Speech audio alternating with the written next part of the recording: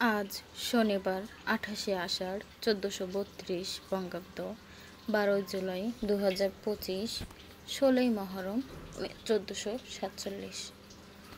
আজকের রেসিপি পাঙ্গাস মাছের মাথা দিয়ে আলু ঘন্ট। আপনারা কখনো এই রেসিপি আগে খেয়েছেন কিনা জানি না। আমি এটা আমার নারায়ণগঞ্জের চাচিমার কাছ থেকে শিখেছি। আমার কাছে এটা অনেক মজা লাগে। প্রথমে তেলের মধ্যে পাঙ্গাস মাছের মাথা লবণ হলুদ দিয়ে মাখিয়ে ভালোভাবে ভেজে নিতে হবে।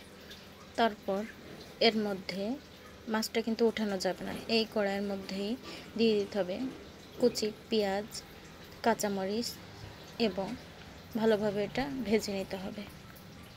দেখতে পাচ্ছেন কত ভালোভাবে ভেজে নিচ্ছি। একটু তলায় লেগে যেতে পারে, এটা কোনো বিষয় না। একটু হালকা লাগা লাগা হলে আরও জিনিসটার স্বাদ বেড়ে যায়। এ পর্যায়ে দিয়ে দেব রসুন বাটা, আদা বাটা এবং সেই সাথে পরিমাণ মতো লবণও দিয়ে দিতে হবে। তারপর আলুগুলো দিয়ে দিতে হবে। আলুগুলো আগে টুকরো করে ধুয়ে রেখেছিলাম। আপনারা সিঙ্গারা সাইজ থেকে একটু বড় করে রাখবেন। ভালোভাবে মশলাগুলো আলুর সাথে মিশিয়ে নিতে হবে এবং দিতে হবে ধনিয়া গুঁড়া, হালকা লাল মরিচের গুঁড়া এবং এটা ভালোভাবে মিশিয়ে নিতে হবে। লাল মরিচের গুঁড়াটা জাস্ট কালার আনার জন্য, কারণ কাঁচামরিচ যা দিয়েছি এটার ঝাল এটার সাথে ইনশাল্লাহ ঠিক থাকবে। তারপর দিয়ে দিব জিরা বাটা।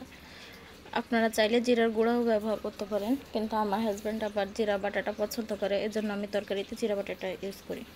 তারপর ঢেকে দিব। ঢাকনাটা সরিয়ে দেখব তলা লেগে যাচ্ছে কিনা। ভালোভাবে তরকারিগুলো এলোমেলো করে দিতে হবে যাতে তলা পড়ে লাগাটা উঠে আসে আর কি।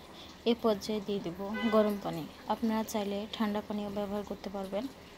আমি সব সময় আমার রান্না তরকারিতে গরম পানি ব্যবহার করি। এতে আমার তরকারির স্বাদ অক্ষুণ্ণ থাকে, কোনো রকম স্বাদ পরিবর্তন হয় না। ঠান্ডা পানিটা দিলে অনেক সময় তরকারি হতেও দেরি হয়, কিন্তু গরম পানিটা দিলে তরকারি দ্রুত হয়ে যায়। আপনারা যারা নতুন রাঁধুনি আছেন সবসময় চেষ্টা করবেন রান্নার মধ্যে গরম পানি দিতে। পানিটা সম্পূর্ণ টানিয়ে ফেলতে হবে। দেখুন এরকম ভুনা ভুনা হবে। আমার রান্নাটা হয়ে গেছে। এত সময় ধৈর্য ধরে দেখার জন্য অনেক অনেক ধন্যবাদ।